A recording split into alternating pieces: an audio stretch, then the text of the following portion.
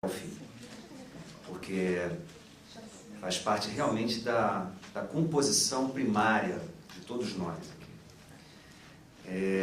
E aí, já indo para a sua segunda pergunta, para também dar tempo para todo mundo, eu acho que eu tive uma infância muito interessada em diversidade. Eu era um grande colecionador de tudo, desde maço de cigarro, tampa de garrafa, depois selos, moedas.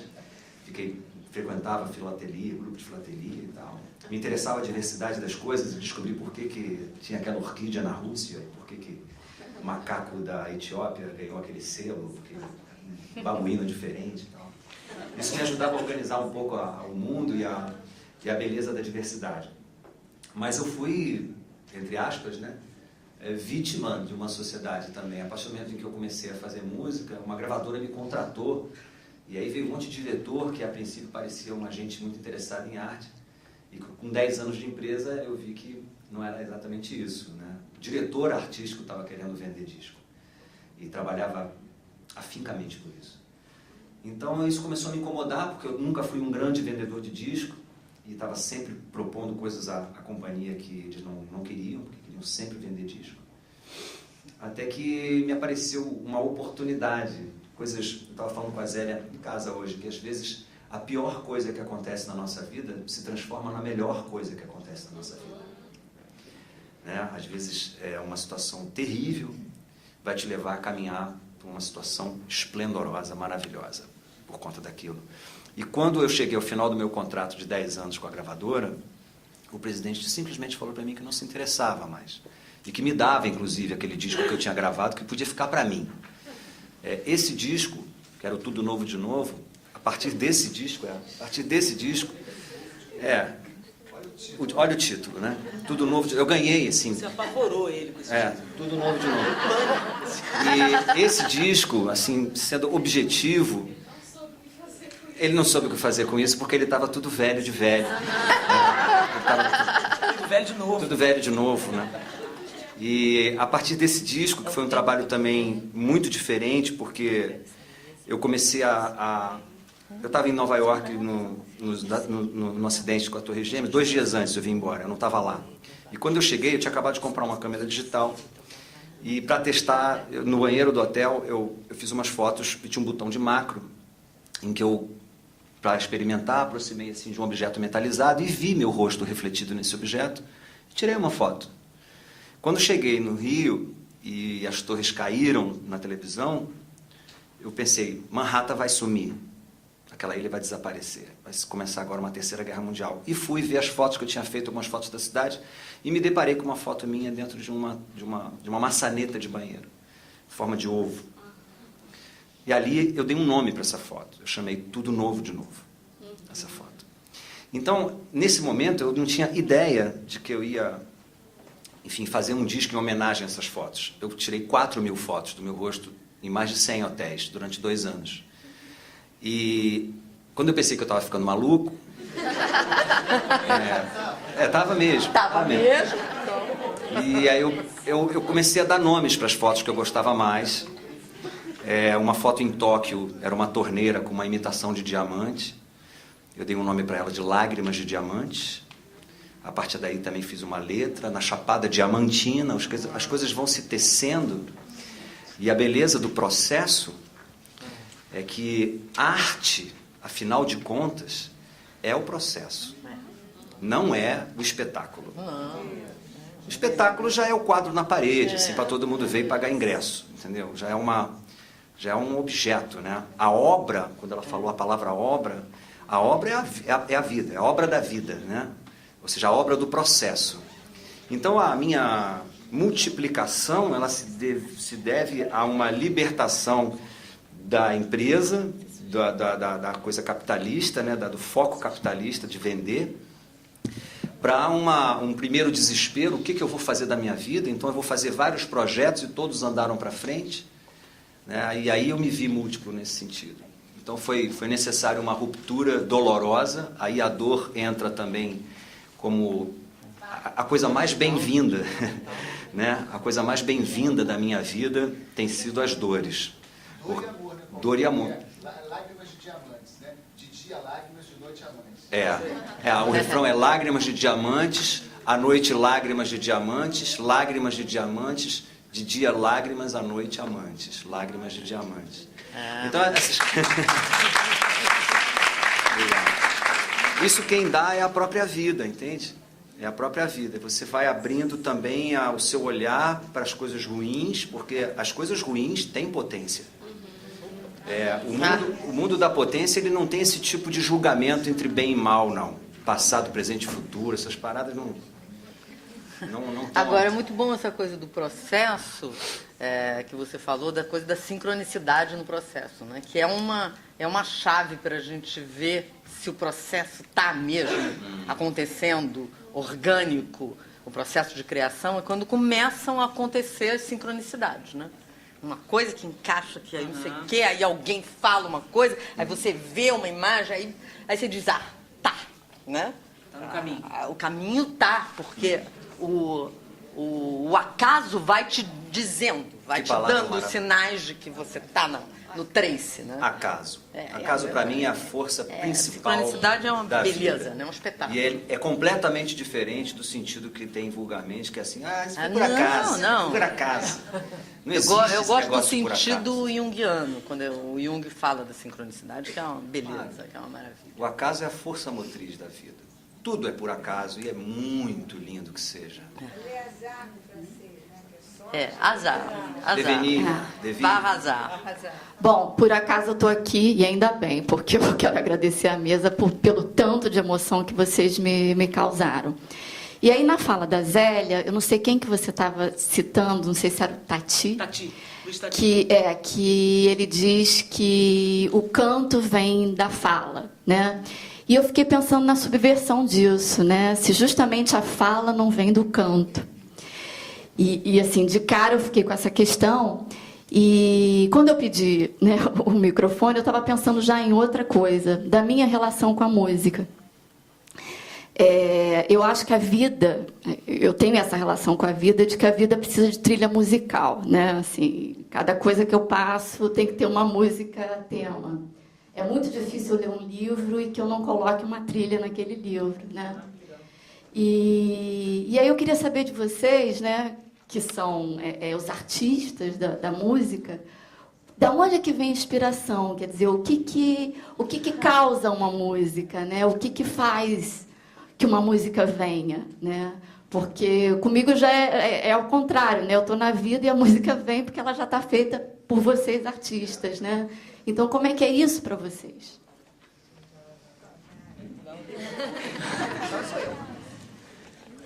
Olha, eu falei aqui dessa necessidade, né? Eu faço por pura necessidade. Antes de mais nada, é um impulso meio egoísta. Porque eu preciso fazer. E aí vou encontrando meus cúmplices, assim como você, ainda bem, né? Que a gente não vive sem música. E a inspiração, é tão mitificada essa palavra, né? Mas eu fico mais sensível quando eu estou triste. E acho que tem uma teoria furada, como todas as minhas teorias são furadas, e que nem tudo, obviamente, que é triste é bonito, mas quase tudo que é bonito tem uma tristezinha. E eu funciono melhor para criar quando eu estou triste. Eu lembro sempre daquele poema do Pessoa, né? Sentir é estar distraído. Então, quando você está, sei lá, muito feliz, você não vê muito algumas coisas. Quando você está mais para dentro, você acaba olhando, né? Olhando mais as coisas. Então, eu tenho uma letra que fala: sozinho eu observo melhor as cores, os excessos, os afetos que me faltam ou me afetam. Sem ninguém por perto, meus olhos ficam mais abertos, imersos num vazio recheado de detalhes doces. Então, eu acredito... Quer dizer, eu funciono muito assim. Quando eu estou mais introspectiva, um pouco mais tristinha, eu me sinto melhor para escrever. Eu acredito muito no vazio. Eu acho que tem que estar cheio de vazio, porque é assim que você preenche.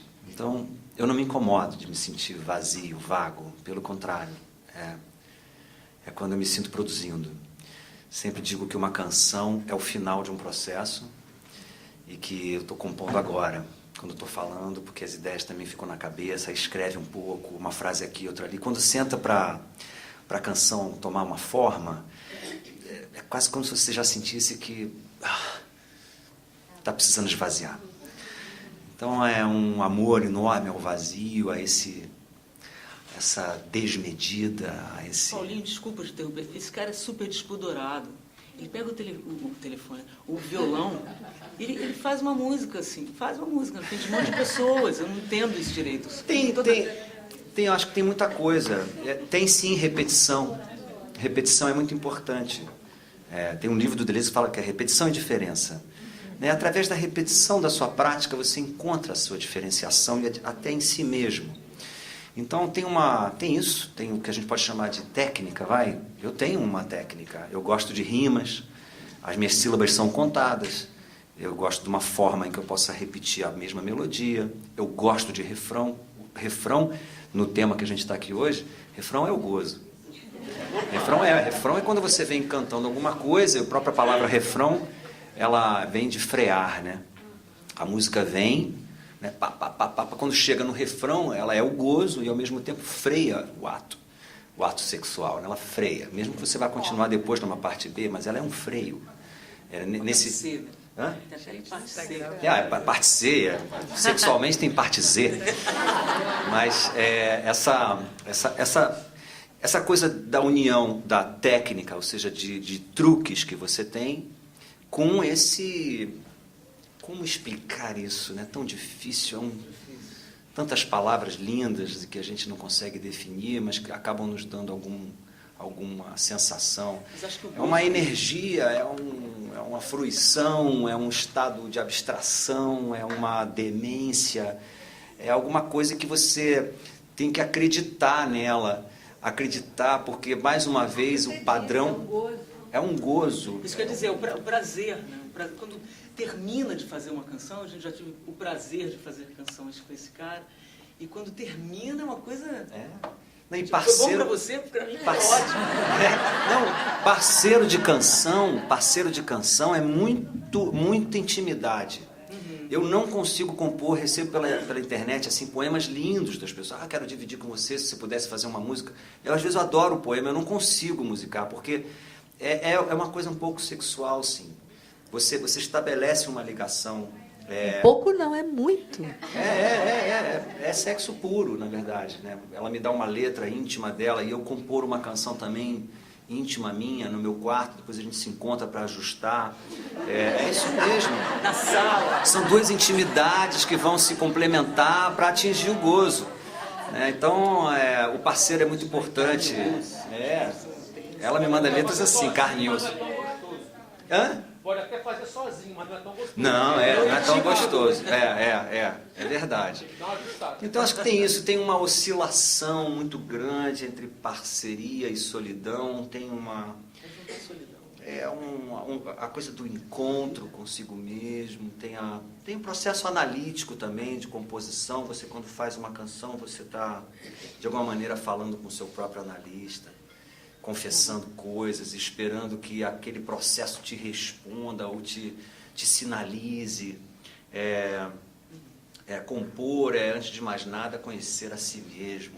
Compor é juntar coisa, de acordo com o seu crivo, né? com a lente que você desenvolveu, com as suas escolhas. Então, você junta a coisa com um certo critério. As palavras são muitas e a gente nunca consegue definir, que bom, porque a gente está falando exatamente disso, desse não, de assumir o não como potência, a morte como potência.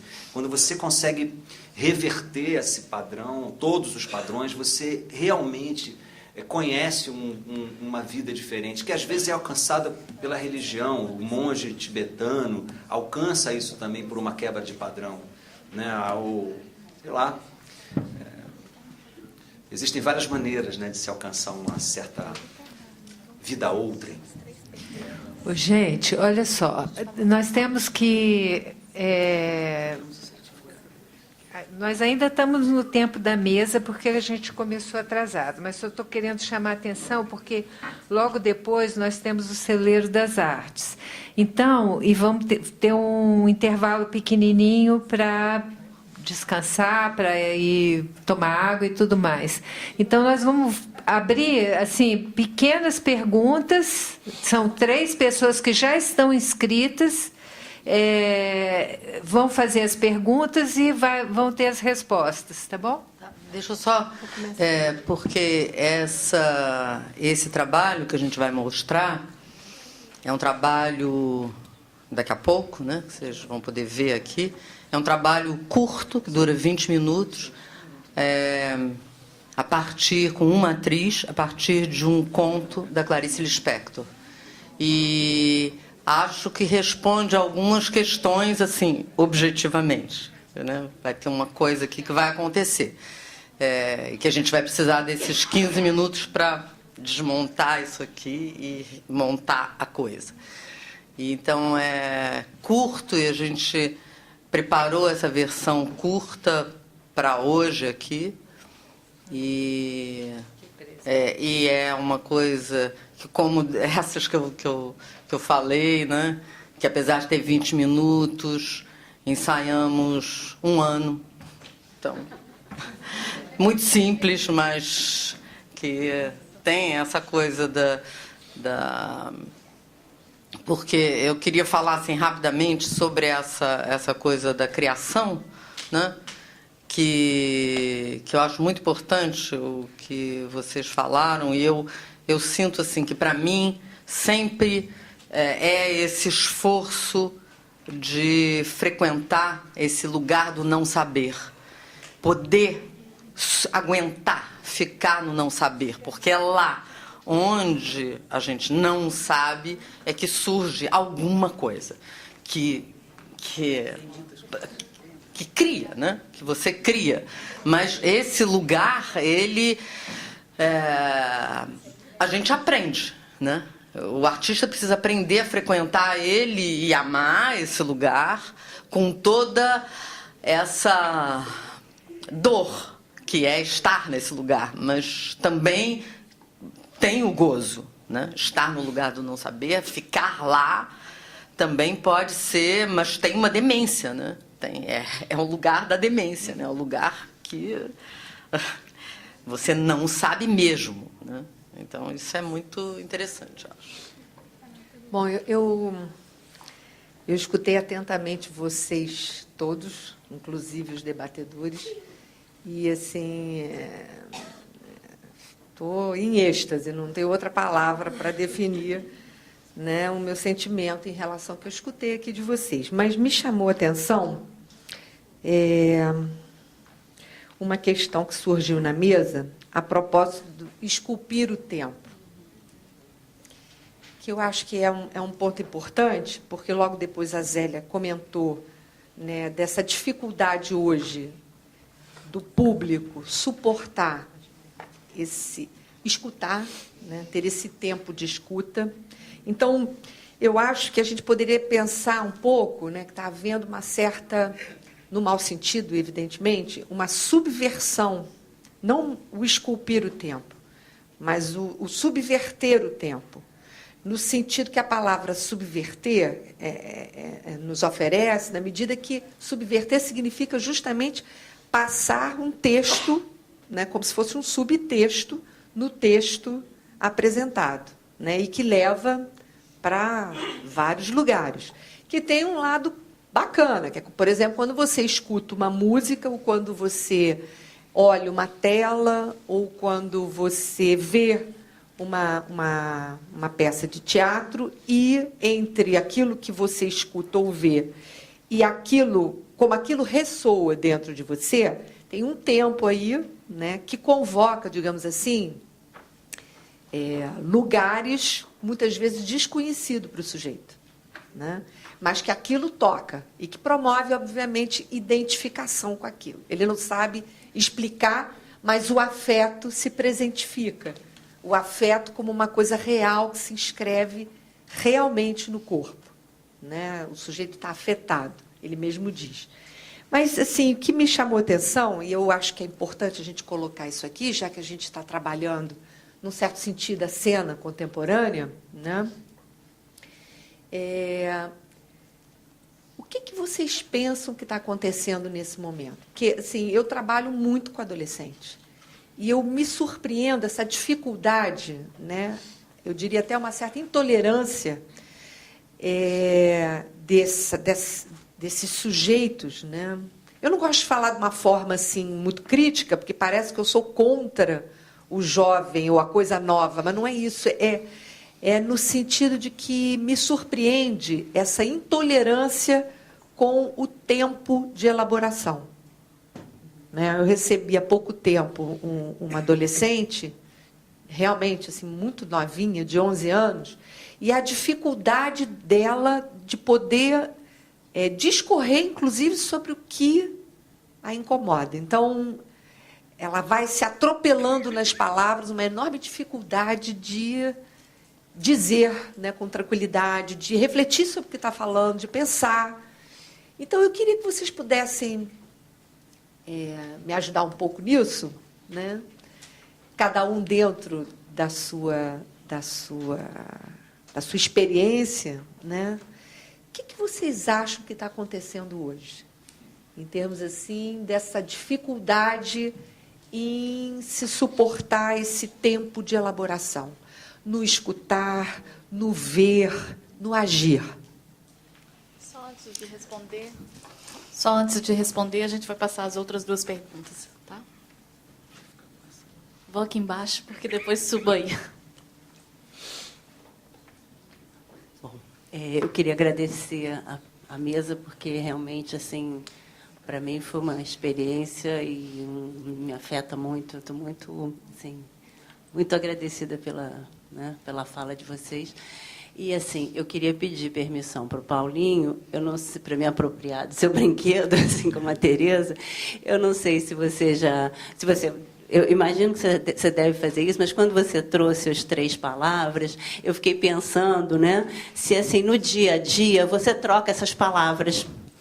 E aí eu fiquei pensando, bom, se você não troca, eu queria te pedir permissão para me apropriar do seu brinquedo, porque eu achei que isso deve ser muito produtivo, né? Até para a gente, analista mesmo, na brincadeira da escuta, enfim, da clínica. Era só esse comentário. Como não foi uma invenção minha, eu também não tenho copyright disso. Isso o meu mestre me falou. Então, acredito que ele tenha desenhado esse triângulo. É de todos nós. Uma ideia não tem dono. Só mais um aqui em cima.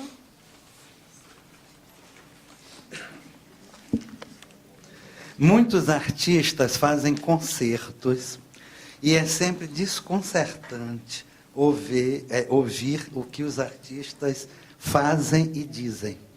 A sua obra e a sua fala, elas são realmente indissociáveis. Paulinho, houve um momento em que você estava falando e a Beth, aqui do meu lado, me disse assim, imagina se ele estudasse filosofia. E, de alguma forma, você mesmo deu a resposta antes, quando você disse assim, bom, se eu estudasse, talvez isso aqui ficasse tudo meio desconjuntado. Eu também pensei. Sim, não é? E você também falou, e acho que todos também aí falaram, desse elemento de surpresa. E eu acho que é muito interessante a gente tomar essa palavra, que ela vem de um verbo surpreender, e há outros verbos cognatos, não é? Em relação a esse. Surpreender. Depreender. Preender de. Repreender. Preender de volta para lá. Rejeitar. Apreender. Prender para perto. Para cá. Surpreender. Prender por cima, por sobre. Ou talvez por baixo também. Porque todo elemento de surpresa, ele tem sempre aquela coisa de tirar o tapete. E, às vezes, quando a gente perde o tapete que nos deixa no chão, a gente pode até ser surpreendido por estar num tapete voador. Quem sabe? Então, esse elemento que você trouxe de surpresa, eu acho muito importante, ainda bem que há a possibilidade de surpresa. Todo futuro depende de estar aberta à possibilidade de sermos surpreendidos por algo que vem simplesmente e nos colhe, mais ou menos por acaso. Meio como aquela articulação que o Lacan faz entre o autômaton, que é aquilo que vem na cadeia, e a psique, que é aquilo que vai e interrompe, e que traz um lapso, não é? Que traz a dimensão do inesperado. Eu acho que isso é que abre para a criação. que abre para invenção. E foi justamente porque eu me lembrei de um sentido de invenção que eu resolvi fazer esta intervenção. Que é um sentido que já está mesmo na etimologia da palavra. O Código Civil, olha de onde eu vou tirar isto. O Código Civil brasileiro, de 1916, ele tem uma figura do inventor, onde ele diz mais ou menos o seguinte: o inventor tem o dever de restituir a coisa inventada. Ora, o que é o inventor? O inventor é o que acha. O inventor é aquele que, mais ou menos como dizia Picasso, eu não procuro, acho. Ele é aquele que acha. A invenção é, antes de tudo, um achado. Daí que lá o código dizia que o inventor teria o dever de restituir ao seu legítimo proprietário, digamos assim, a coisa inventada. Então eu vejo nessa mesa toda aqui, e de alguma maneira nesse dia todo, que eu achei maravilhoso, algo do campo da invenção nesse sentido, de achados. E para mim, que bom que eu me acho aqui, de repente.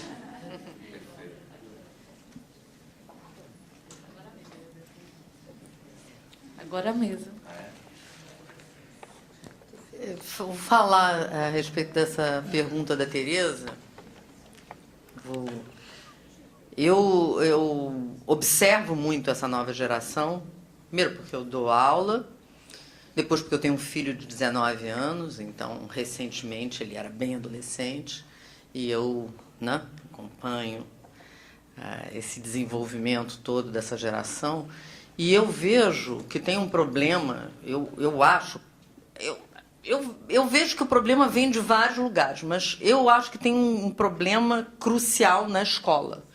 Acho que a escola é tenebrosa. Essa escola que é oferecida aos adolescentes, às crianças e aos adolescentes, é uma coisa de terror.